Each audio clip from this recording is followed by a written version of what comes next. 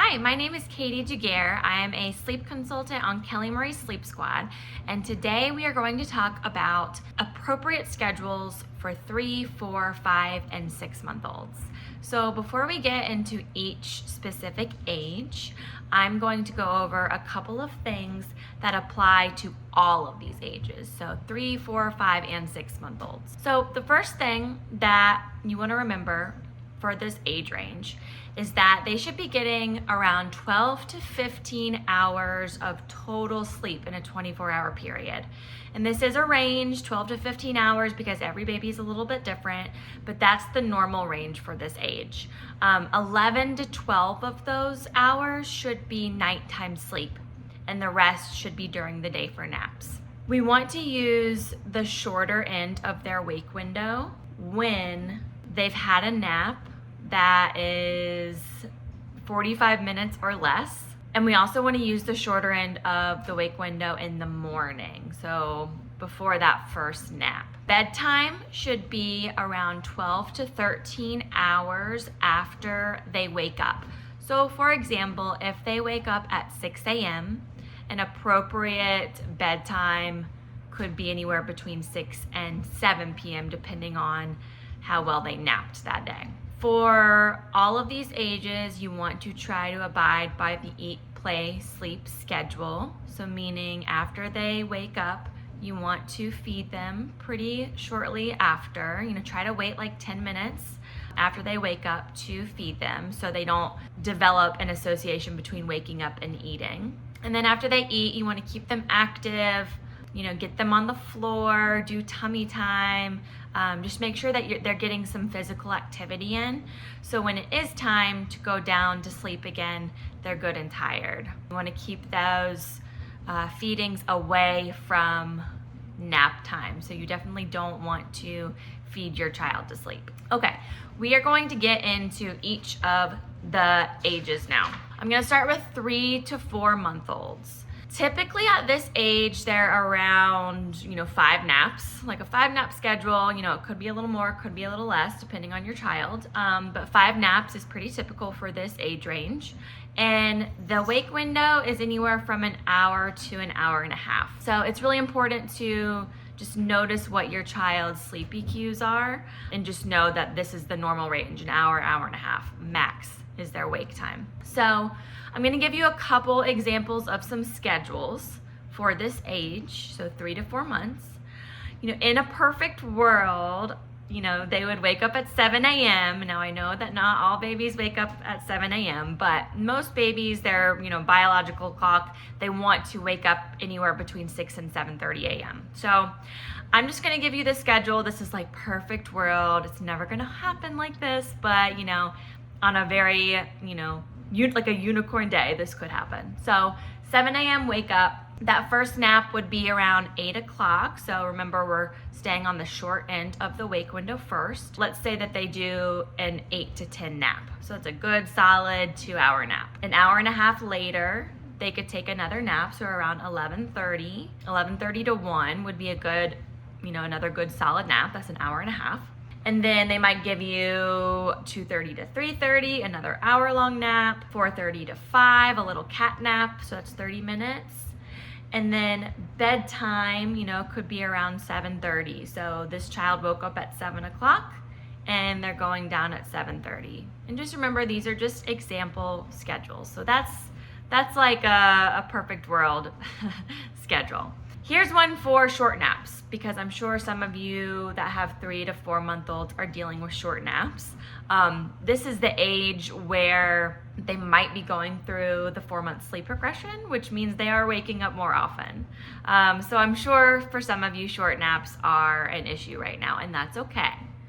Don't think that there's anything wrong. It's very, very age appropriate. So let's say that they wake up at 7 a.m. still. They might have a nap an hour later at 8 o'clock, so 8 to 8:45. 45-minute naps are very, very typical at this age because it's just one sleep cycle and then they can't connect into another one. So a 45-minute nap in the morning, they might have another one around 10 o'clock, another 45-minute nap, that's okay. So if they wake up at 10:45, they might go back down at 12. So again, like, we're not pushing them to the max wake time, because of these short naps, we are keeping their next wake window shorter. So let's say that they give you an hour-long nap for the next nap. That's pretty good. So since they gave you an hour, try to push them to that full wake window, which is like an hour and a half. So you could do another nap at 2:30. This might be a little 45-minute nap. That's okay. And then you're gonna try to keep them up pretty close to that wake window, but don't push it. Go off their sleepy cues. They might have another little cat nap at the end of the day. And just kind of use your judgment.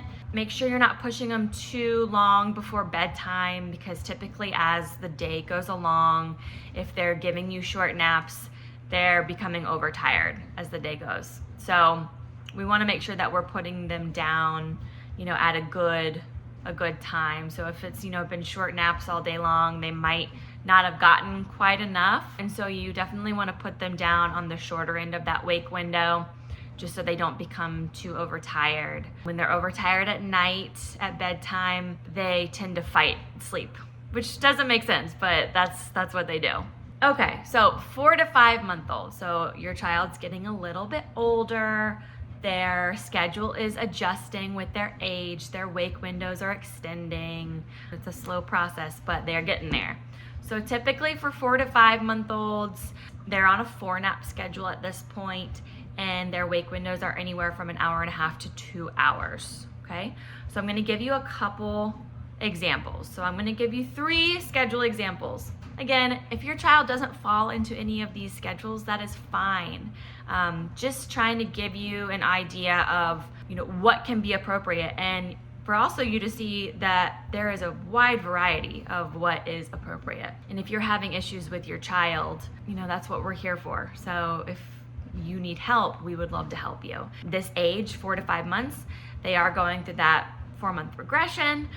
This is a great age to start, working on their independent sleep skills, and we are happy to help you. In a perfect world for 4 to 5 month olds, they could wake up at 7 a.m. It's the morning time, so you want to do the shorter end of the wake window before that first nap. So let's say 8:30 to 10, they take a nap. So that's a good solid nap, an hour and a half. So after that, you would push them to the longer end of the wake window, which would be around noon. So let's say they do noon to 1. That's another pretty good nap. Still, since it was over 45 minutes, you can try to push them to that full wake window. So maybe they do another little nap around 3 o'clock. Let's say that they give you a short nap this time. That's okay. 3 to 3:45, that's one of those 1 sleep cycle naps, and then they're ready to get up. And then since they didn't do more than 45 minutes for that nap, you would go off the earlier side of the wake window. So let's just say 5:15 would be their last nap of the day, and then they get up at 6 o'clock. That would mean, maybe like around 7:30, maybe a little bit later, they could do bedtime. And that's pretty typical. They are starting to nap less during the day, and you want to make sure that you aren't letting them nap too much, because that means that they're not going to sleep as well that night. But also at the same time, you want to make sure that they are getting enough. If it's one of those weird days where the last nap ends and they don't have enough, daytime sleep under their belt for the night, and that they're going to be super overtired, it's more important to kind of try to squeeze in another little cat nap, like try to get 30 minutes, and then put them to bed a little bit later. That will prevent them waking up after bedtime being overtired. So if you're ever in that like sticky spot, where you're not sure if they should do another nap or you should just put them down to bed, if they're really behind on their daytime sleep, I would definitely just try to get like a little cat nap in to like bridge them to a little bit of a later bedtime. Short naps and early wakings. Early wakings are a huge issue at this age, just because of all of the changes that are happening with their sleep. They are, overtired, and overtiredness leads to early morning wakings. So here's a great example of a schedule for this child. Let's say that they wake up at 6 a.m. Their first nap could be 7:30 to 8:15. That's a little 45-minute nap. You're gonna go off the short end of the wake window for the next one. So 10 to 10:45, 1 to 1:45, And then 3:30 to 4:15. This is that child that gives you like consistently 45-minute naps. Because of these short naps, they still have gotten a decent amount. So they got like 3 hours of nap, which is pretty good for this age. So you can put them down at 6 o'clock for a bedtime. That does sound a little bit early. We don't like to do any earlier than 6 o'clock for a bedtime. But if you can get them to 6 o'clock, I think it would be appropriate to put them down for bed. Here's one more example for the 4 to 5 month old range. This is just a short nap example. 7 a.m. wake. So before that first nap, you would go off of the shorter end of the wake window. Again, you see a pattern here. 8:30 to 9 o'clock. So super short nap, like 30 minutes. This is also very typical too. So if your child does this, don't think that there's anything wrong with them. That's just where they are developmentally. So if they do an 8:30 to 9 nap, it would be appropriate to put them down for their next nap around 10:30. Maybe they give you a 45-minute nap, 10:30 to 11:15. You can put them down again at 12:45. They do a little 30-minute nap. Again, all of these short naps, so always going off the shorter end of the wake window following that. This child, they're not getting enough daytime sleep because they're doing 30-minute naps, 45-minute naps. They might give you an hour one here and there. But if your child has not gotten enough daytime sleep, even if they normally are on a 4-nap schedule, sometimes it is appropriate to sneak that little extra nap in. So even if that means that means that they're taking a 5th nap for the day, that's fine. It can be a little cat nap, so 30-minute cat nap. And just so you guys know, nap amount, I'll give you some averages. So for this age, the max amount of napping that your child should be doing is 4.5 hours. If they're getting less than that, use your judgment on if you want to either put them down early or add in another little cat nap. It can be tricky. It can be tricky for even us at sleep consultants because they go through these transition phases. And some days are just a little bit wonky, and just be okay with that because it's not always going to be like this. 5 to 6 months. At this age, your child is most likely moved to a 3-nap schedule, and their wake windows are 2 to 2.5 hours. So they are requiring less daytime sleep. They are starting to be able to nap longer for you, which means less naps, and they can stay awake longer in between naps. So they're just growing, they're getting bigger. They're not your little infant anymore. A perfect world could be a 7 a.m. wake up and a 9 to 10:30 nap. That's a good solid nap for you. Another nap at 1 o'clock to 2 o'clock. And then since that was a good nap, you could push them to the end of that wake window and do a 4:30 to 5:30 nap. And since they did really well all day, you can push them again to the max wake time before bedtime. So that would put this child at 8 o'clock. So that's 3.5 hours. So that's a very good amount of nap time for this age. Yeah, 3.5 is about what you're looking for, max. Another perfect world example is a 6 a.m. wake. So remember, like I said, a lot of babies, they just wake up earlier than 7 a.m. and that's okay. Anywhere between 6 and 7:30 is very, very normal. So if your child wakes up at 6 a.m., their schedule could look like an 8 o'clock nap, 8 to 9:30, and then another one at noon to 1, and then another one at 3:30 to 4:30. And then since they did those good naps for you, again, you could put them down at the longer end of that wake window, so 7 o'clock. So 6 a.m. wake up, 7 p.m. bedtime. That gives you 13 hours total between morning and night, which falls between that 12 and 13 hours after wake time range, which is good. Okay, and then I have 2 short nap schedules for you. Again, children at this age, just developmentally, they're all different. They might not be giving you long naps yet. And just remember that can be very normal. An example of a short nap schedule would be a 7 a.m. wake. You would put them down 2 hours later at 9 o'clock. They'll give you an hour-long nap, 9 to 10. And then let's say you put them back down at noon and they only give you 30 minutes. That's okay. Just do the shorter end of the wake window. So you would do 2 hours later instead of 2.5. So 2:30 to 3 o'clock, there's another short nap, and then 5 to 5:30.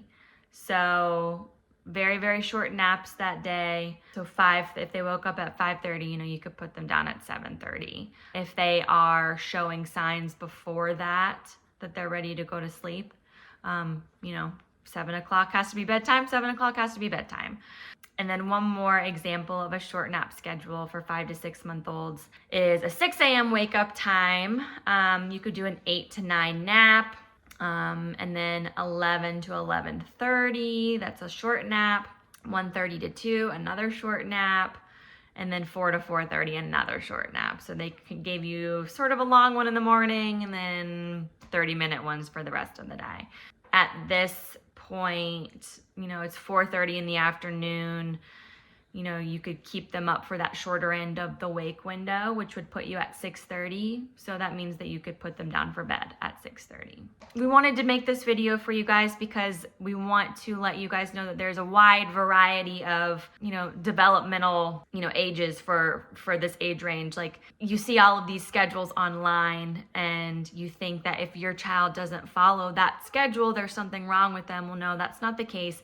Every child's different. They all develop at their own pace. And so we wanted to give you just some example schedules just so you can kind of see if your child fits in anywhere with that. And just so you know that the short naps are still very, very appropriate at this age. So just to recap, we're talking 3, 4, 5, and 6 month olds. For all of these ages, a couple things that you want to remember. They need 12 to 15 hours of sleep in a 24-hour period. 11 to 12 of those should be at night. The rest should be during the day. So, if you're trying to do the math in your head, like, figure out how long they slept overnight and then, see how much they need still to meet that 12 to 15 hour range for the day. Use the shorter end of the wake window if they have a nap that is 45 minutes or less, and also use the shorter end of the wake window first thing in the morning. So that first wake window of the day, do the shorter end of the wake window. Bedtime should be anywhere between 12 and 13 hours after they wake in the morning, and try to follow an eat, play, sleep schedule. I think that's it. So if you guys are struggling, if you have a child anywhere between this age, this is a great age to start working with us because they have gone through that regression. That means that their sleep cycles are maturing, and these are the sleep cycles that they're gonna have for the rest of their life. So we know that they're out of that infant stage and they are growing up, and if you decide that you need help with your child's schedule, or if you need help teaching them some independent sleep skills, this age is wonderful. So we like to start working with families around 4 months. That's about the earliest we'll do. But even if your child's a little younger than that, if you need some help, we do have some programs that you guys can sign up for. And we'd love to help you. So reach out to us.